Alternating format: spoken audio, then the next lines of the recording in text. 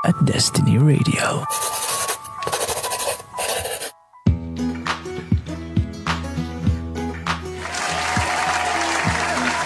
Dear Diaries, dito lamang sa 96.7 Destiny Radio. Saya lang.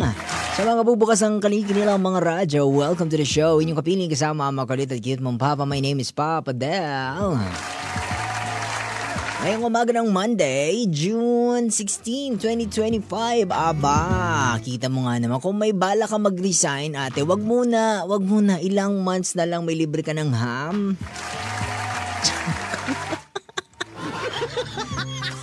Kunin mo muna yung ham, tsaka. At saka yung yung mga bonus, ganyan. Nasa kalahati ka na. Oo, tsagain mo, kaya mo pa yan. Pinipigilan kita mag-resign. Huwag kang padalos-dalos. Naku, sinasabi ko sa'yo, ate.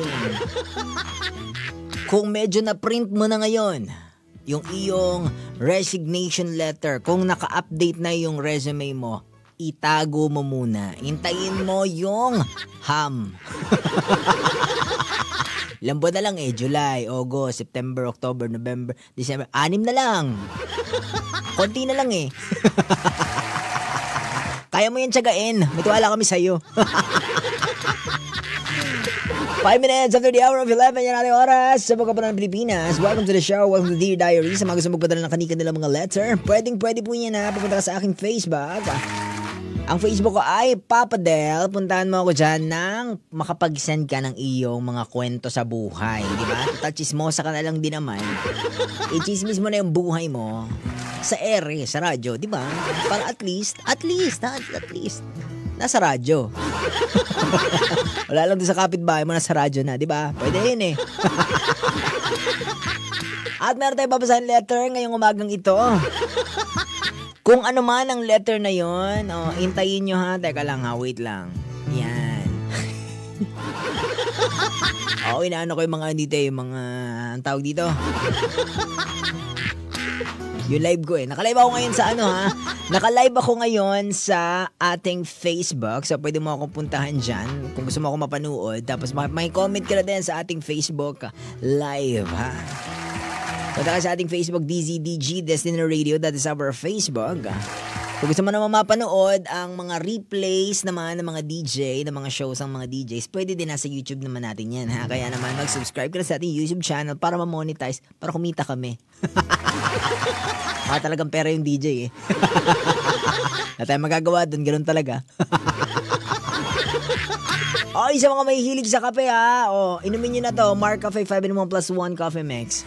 Napakasustansya napaka-natural, napakasustansya kasi hindi lang yan basta kape dahil meron itong 3 mabibisang sangkap na agaricus blazei, morel, mushroom, panax ginseng at spirulina. Mga powerful ingredients na tumutulong sa pagpapalakas ng iyong immune system, pagpapabuti ng mental focus at pagpapataas ng overall energy.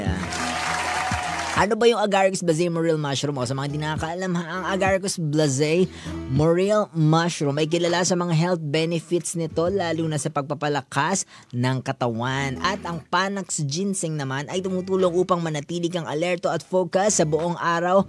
Perfect para sa'yo ate na hindi magre-resign sa mga araw na ito.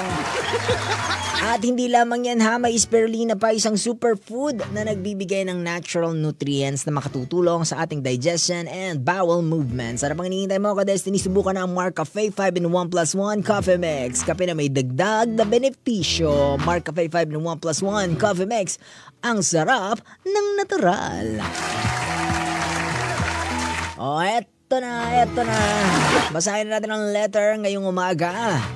Ang letter ay galing kay Fatima. Si Fatima. Eto na ang ating letter.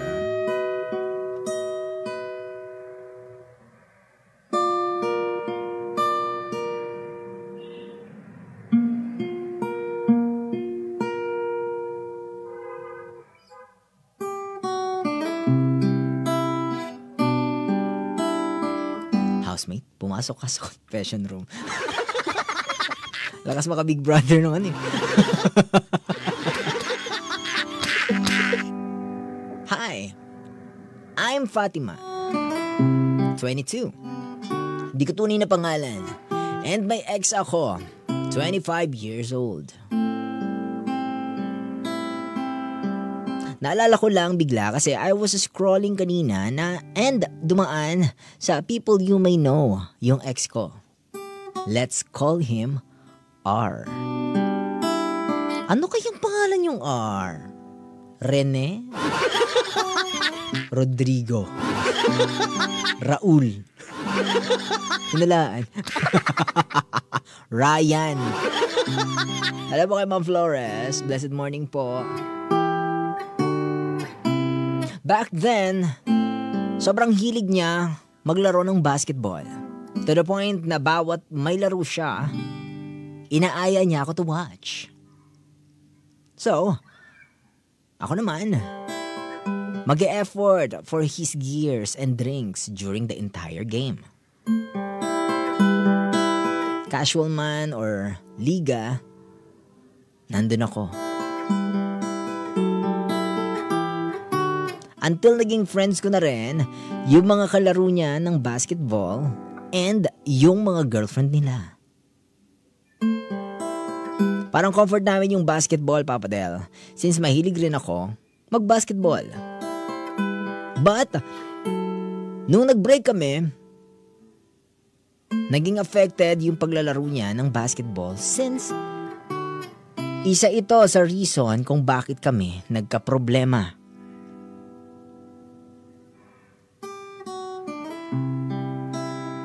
Hindi ko nasasabihin yung buong context, pero nahiya siya sa mga kalaro niya. Dahil sa ginawa nilang dalawa. Hala, sino siya? Sino yung dalawa? Kasi pinahiya ko siya. Bakit mo naman kasi pinahiya naman kasi? Until, naisipan ko kanina, i-stalk yung basketball association na pinaglalaroan niya. Posted doon lahat ng pics ng players na naglalaro everyday. Umabot ako sa dulo. Grabe. Hindi ko na nakita ulit yung ex ko maglaro ng basketball after our breakup.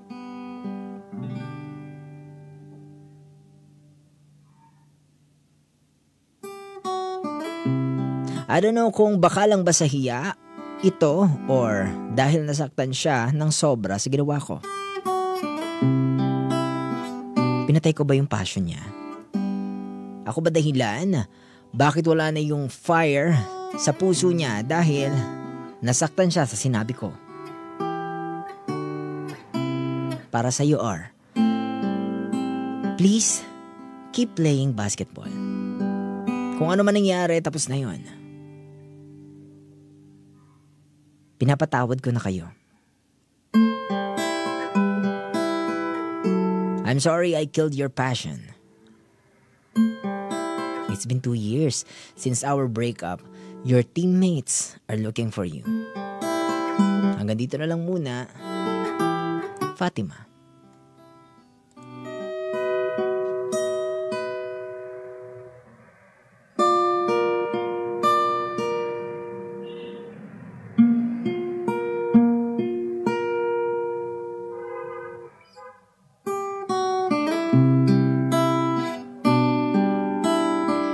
Minsan we tend to blame ourselves sa mga nangyari sa paligid natin. Parang naging normal na sa ating life na sisihin yung sarili, akuin lahat ng kamalasan sa mundo. Diba na somehow, kapag may desisyon yung partner mo, or pag merong ginawa, may nangyari doon sa paligid mo, ikaw lagi yung responsible. We take accountability, lagi ko ina-advise na we should be accountable sa lahat ng bagay na nangyayari sa atin. But do not blame yourself sa desisyon ng ibang tao.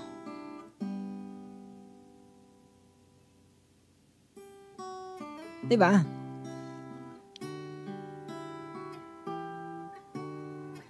May nagawa siya, na hindi maganda. Nag-respond ka sa ginawa niya na hindi maganda. Nataon man na napahiya siya doon, kasalanan niya yun. Diba? Resulta yun ng ginawa niya eh.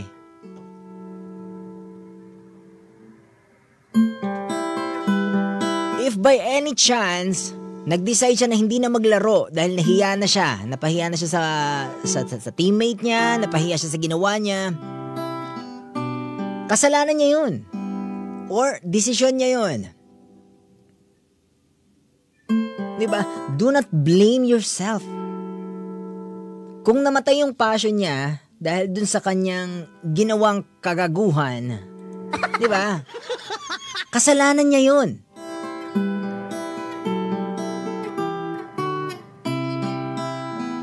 Diba? Desisyon niya yung tumigil siya sa paglalaro. Desisyon niyang alisin yung passion niya, diba? Kanya yun. Let them. Kita mo to, ha. Pag napanood mo to, ha, kita mo tong librong to, Let Them. The Let Them Theory by Mel Robbins. Hayaan mo sila. Hindi mo kasalanan.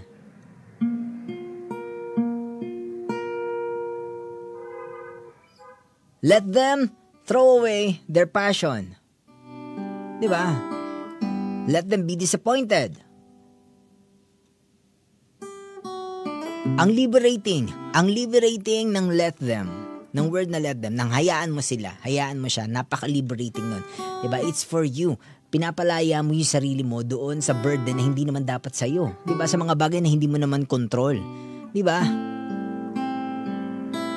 Isa yun sa mga mistakes natin. We want to control everything. We cannot. We don't have control sa lahat ng bagay. Ang meron lang tayong control ay yung reaction natin, yung mga desisyon natin, doon tayo may control. Pero yung desisyon ng iba, hindi ka kontrolado doon. Hindi sa'yo yun. Let them and let me. Gamitin mo yun. Hayaan mo siya na wag nang maglaro kung hindi niya bet, kung hindi niya gusto. Hayaan mo siyang masaktan sa mga bagay-bagay, di ba? At hayaan mo yung sarili mo na mag-move on, na mag-detach, na hindi napansinin yung mga bagay-bagay na yan, na hindi ka mag-take ng responsibility para sa kanya kasi hindi mo buhay yun. Ba't ba ako galit? Ako nagagalit. Hindi ako galit. Nagpapaliwanag lang po. Di po, kalma po tayo. Kalma po. Diba? Fatima kasi. 2 years na kayong wala. Hayaan mo na siya.